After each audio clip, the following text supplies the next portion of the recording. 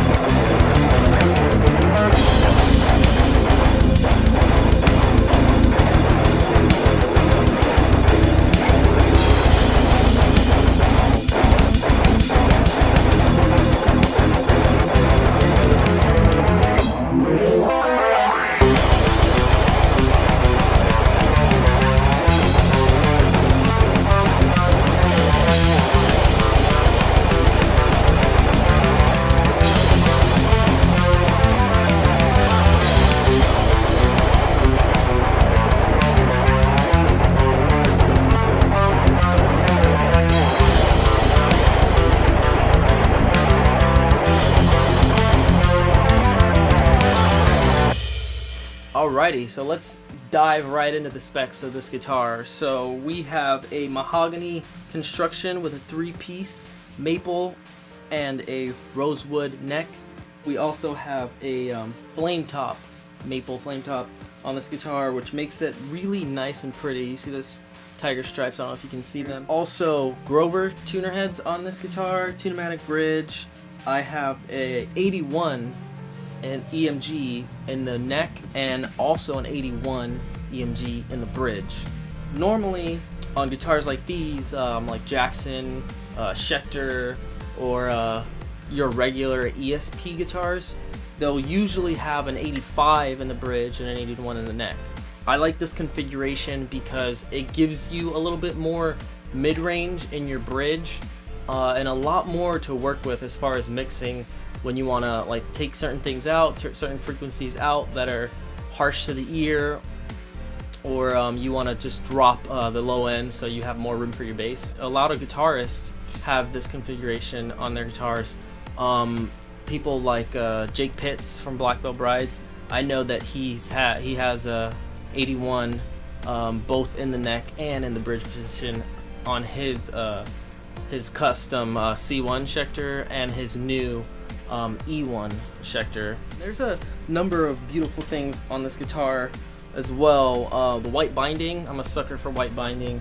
My Schecter Sinister Gates Special has white binding, and I just ordered the Schecter Custom S, but that one has black binding, and I'm probably going to do a review on that guitar too, so stay tuned.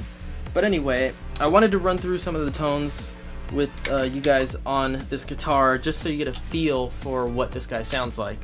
I want to check out the clean first so you guys can, see what this guitar is made of. So I'm going to run through both pickups and then we'll run through the dirty, and then after that I'll show you more tones on this Pod X3 Live. So anyway, back into checking out this clean tone. I usually throw a little bit of compressor on my cleans because it just balances out every note and just gives a little bit more clarity. So here's your bridge pickup.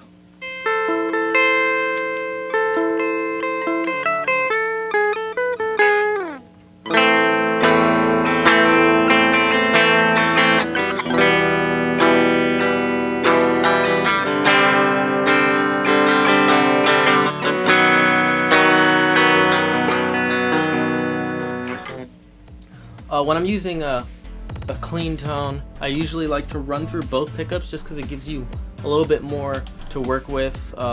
Again, a lot more mid-range when you and a lot more output when you are using both pickups. I use this tone actually on the Soldier Side cover that I did. I'll put a link in the description if you guys want to check that out. But yeah, this is how that sounds.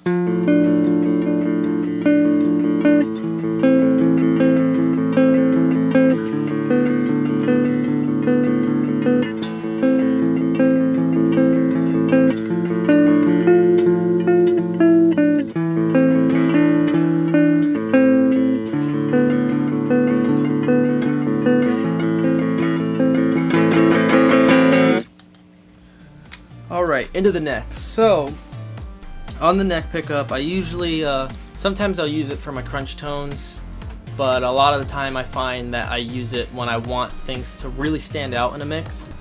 What's a lick I could play? Something like Avenged Sevenfold's Buried Alive.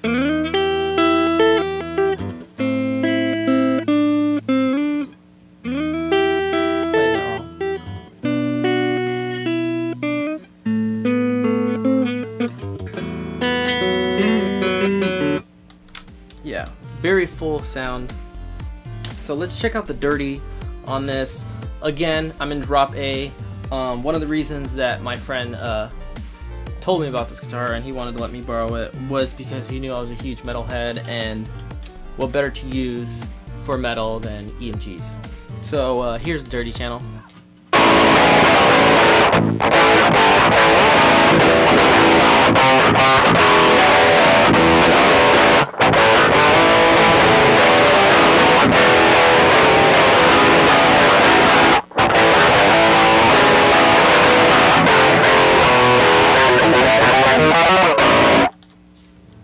So that's our dirty channel.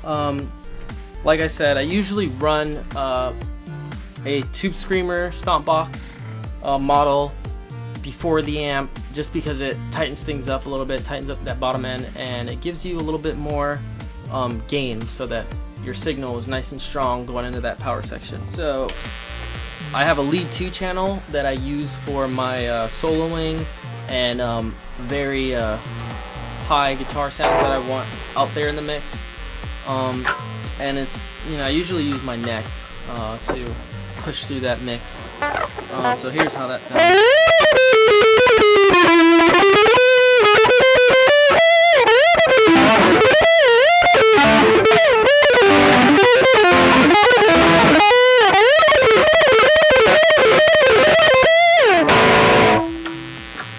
Fun stuff. So now, I'm going to show you guys some processed sounds. Right here I have a little bit of delay with some reverb, a lot of reverb actually. I use this a lot. I like to do swells. Actually, there's a second tone behind this that I can switch on. I like using it to fade in from a clean sound into like a very heavy distorted sound, and it gives a nice effect for like really soft into heavy swells. Check this out.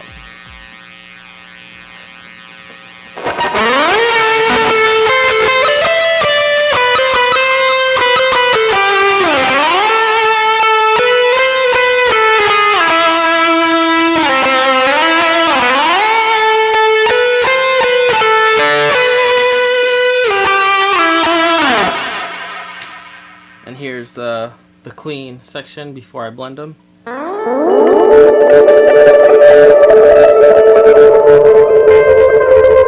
Here's it blended. Starts out clean into heavy.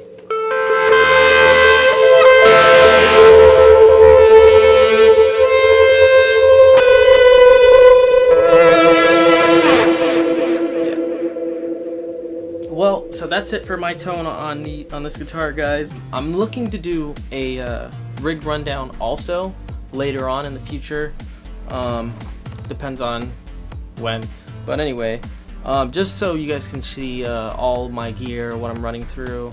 Right now I am running through my Shure wireless GA400 just for mobility purposes. I know that people say that cuts your tone, but I'm not really worried about it right now because the guitar is basically going to sound the same.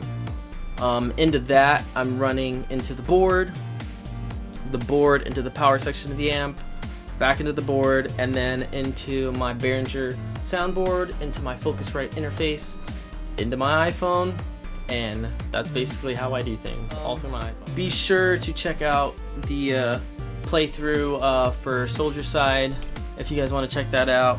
I will be getting my new Schecter Sinister Gates Custom S on Wednesday, so look forward to a review on that guitar. But anyway, thank you guys so much for watching. Be sure to like this video if it was helpful at all. If you're thinking about buying a new guitar and you want to do some metal writing, or maybe you're looking to do something else. But this guitar is very versatile. I've seen people use it for country. I've seen people use it for like alternative, light rock. I've also seen people use it for some dad rock. Again, very versatile guitar, excellent sound. It's a set neck, so if you guys don't like bolt-ons, or you're looking for easy access to get up into those higher frets for you shredders out there, it's a perfect guitar. Perfect like moderate to beginner guitar, something really reasonable to learn on. I think brand new they go for $299 to $399. My buddy Joe got this for, I think he said $250 used at Guitar Center. Again, still in very sharp condition. Beautiful guitar. I think I may even get one of these if I don't get a C1. Great guitar. Anyway, all the links will be in the description. Thank you guys for watching. Be sure to like, comment, and subscribe, and I will see you guys in the next video. Later.